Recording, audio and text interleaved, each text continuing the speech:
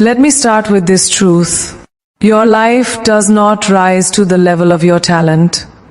It rises to the level of your voice.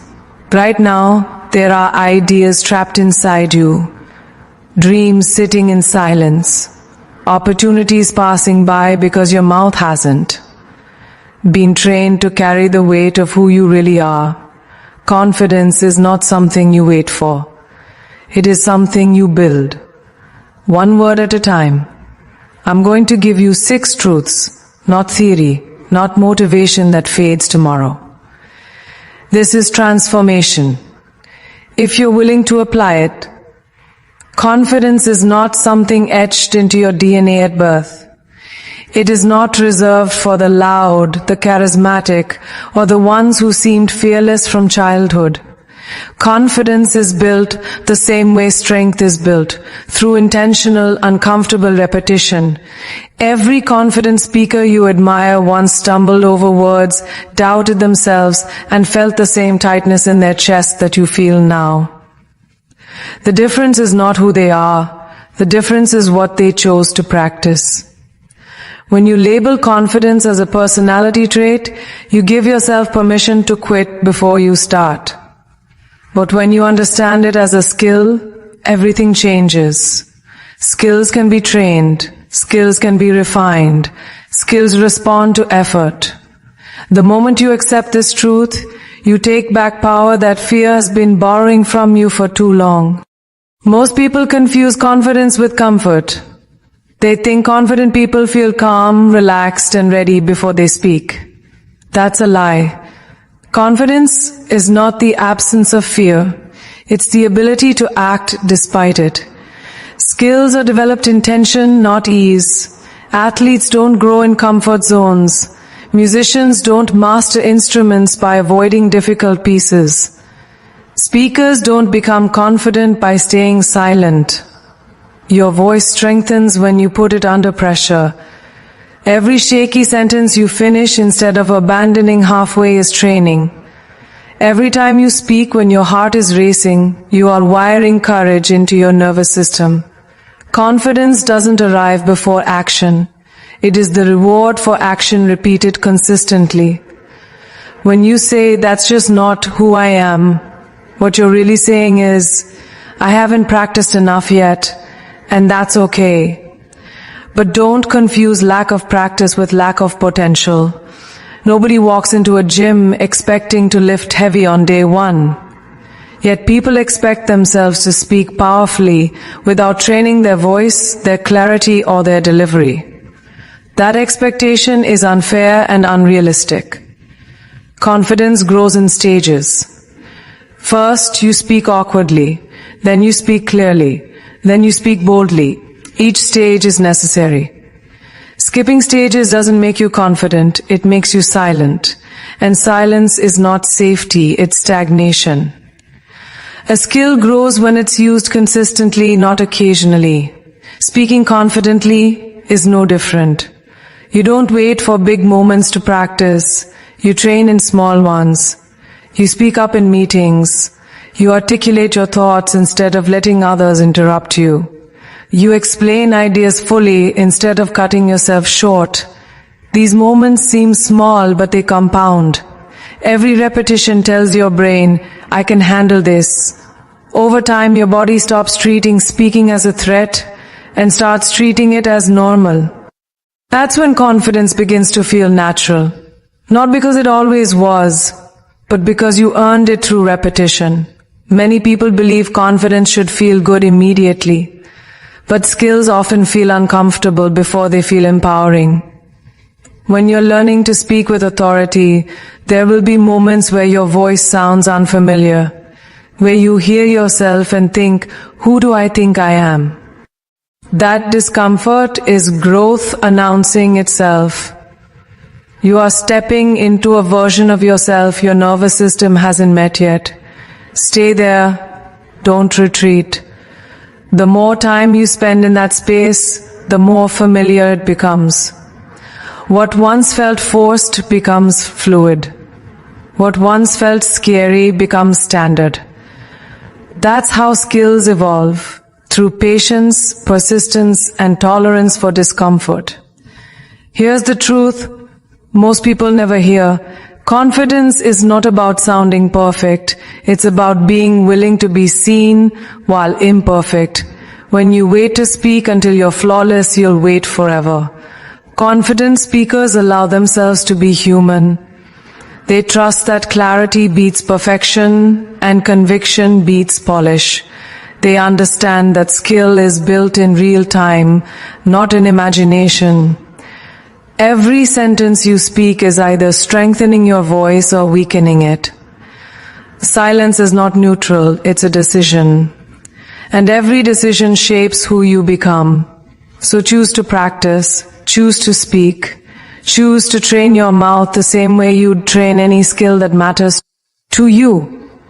Confidence is not who you are, it is what you repeatedly do. Train your voice long enough, and one day you'll realize you're no longer trying to sound confident. You simply are. Most people believe confidence is something that magically appears when the audience is big enough, the moment is important enough, or the pressure forces it out of them. That belief is exactly why they freeze when the spotlight hits. Confidence does not rise under pressure if it has not been built in privacy. What you practice in private determines how you perform in public. The strongest voices are forged away from applause, away from validation, away from eyes watching. They are shaped in quiet rooms, in cars, in empty spaces where there is no reward except growth.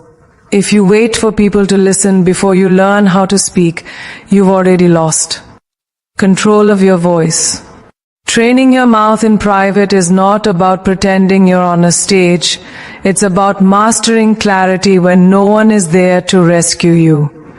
Speak your thoughts out loud exactly as you want them to sound. Complete sentences, strong endings, no trailing off. Your mouth must learn how to carry ideas with intention. When thoughts stay in your head, they remain unorganized and weak. When they come out of your mouth, they are forced to take shape. Speaking out loud turns confusion into structure. It sharpens your thinking and strengthens your delivery at the same time. This is where confidence begins, not in performance but in preparation. Many people underestimate how much their mouth needs training. You train your body, your mind, your skills, but you leave your voice to chance. Your mouth is a muscle system. It learns rhythm, it learns tone, it learns authority, and it only learns through repetition. Talk through your ideas while walking. Explain concepts as if someone is listening, even when no one is. Practice speaking without filler words. Practice holding eye contact with yourself in the mirror while finishing a thought without shrinking. These moments may feel awkward, but awkwardness is the entry price to mastery. The private reps you do now will protect you when pressure shows up later. Confidence in public is simply familiarity in disguise. When you've already heard yourself say the words 100 times, fear loses its grip. Your body doesn't panic because it recognizes the situation. You're not improvising, you're executing. People who appear naturally confident are rarely natural at all. They are familiar with their voice, familiar with their message, familiar with the feeling of speaking clearly and standing by their words. That familiarity is built when no one is watching. The world sees the result, not the repetition that it possible. There is a deeper level to private training that most people avoid: honesty. When you speak alone, you hear the truth in your voice. You hear hesitation, you hear doubt, you hear uncertainty, and instead of hiding from it, you confront it. You adjust your tone, you strengthen your delivery, you repeat the sentence until it sounds like you mean it. This process builds alignment between your thoughts and your voice. When your mouth and your mind are in sync, confidence follows naturally. Not because you're pretending, but because you've eliminated internal conflict. Waiting for an audience to validate your voice gives your power away. Training in private gives it back to you. It allows you to walk into any room already grounded, already prepared, already confident in your ability to communicate. You don't need permission to speak when you've done the work. You don't need approval when you trust your preparation. The audience can feel it when a speaker has trained in silence. There's a calm authority in their tone, a steadiness that doesn't ask for attention. It commands it. The world only hears what you've already practiced. Train your mouth in private with discipline and intention, and when the moment comes, confidence won't be something you chase. It will be something you arrive with.